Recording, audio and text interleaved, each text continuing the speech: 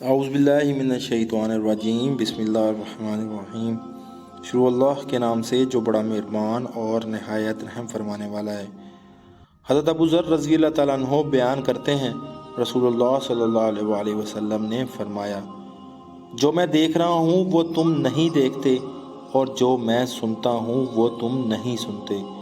آسمان نے آواز نکالی اور اسے چرچرانے کی آواز نکالنی بھی چاہیے۔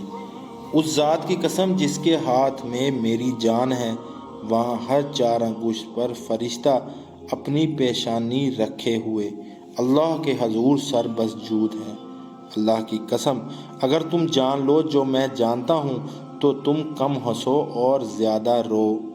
تم بستروں پر عورتوں سے لطف اندوز ہونا چھوڑ دو اور تم صحراؤں کی طرف نکل جاؤ، اور اللہ کے حضور دعاؤں کے ذریعے آہوزاری کرو۔